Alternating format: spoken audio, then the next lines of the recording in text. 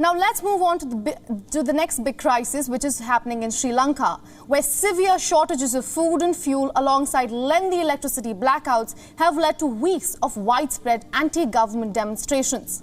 Now, while the calls for President Gotabaya Rajapaksa to resign are stronger than ever, in an unprecedented hike, the Sri Lanka's central bank has doubled its key interest rates. Now, interest rates have been raised by 700 basis points to tame inflation. The Central Bank of Sri Lanka's Monetary Board has raised its standing lending facility to 14.5% and its standing deposit facility to 13.5%. The move comes amid prolonged and crippling shortages of basic foods driven by a devastating economic crisis. The heavily indebted country has little money left to pay for imports, meaning fuel, power, food, and increasing medicine that are in short supply. Sri Lanka's foreign exchange reserves have plunged some 70% in the past 2 years, hitting $1.93 billion at the end of March. Inflation, meanwhile, has rocketed to its highest level in more than a decade. Also, the central bank governor voiced his will to run the central bank independently without any external influence. He said that he has been given the authority to do so by the president. He has been also asked to expedite measures to get the country out of the current crisis. We have increased the police rate by 700 basis points. I think it's historically highest and tightest monetary policy action central bank has taken so far in its central bank existence. I think this is a crucial decision. The political stability, stable government, democratically, constitutionally, whatever the way evolve, need to happen soon. And the social unrest going through in the country should come down. Now, despite a 5-day state of emergency and a 2-day curfew, street protests have been held nearly non-stop for more than a month. The latest protest saw students try to march to the National Parliament. Students, trade unions, unionists and Buddhist priests were among the protesters.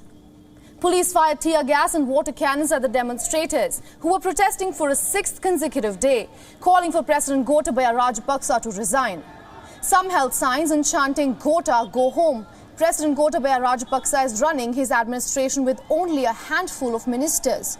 His entire cabinet had resigned earlier this week, while the opposition and some coalition partners rejected calls for a unity government.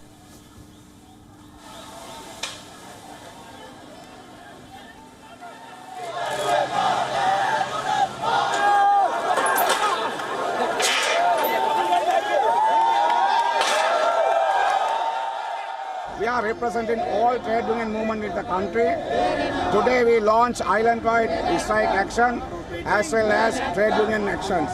Some are going to protest march, some are protesting in front of their factories and government institutions, and all the trade union leaders are coming here to address to the people, and we are demanding to all the people in country not accepting this government. Then you go home, people should have a right to choose the government. Now our correspondent Dasuni Athauda has been getting us all the updates from Ground Zero. Let's listen in.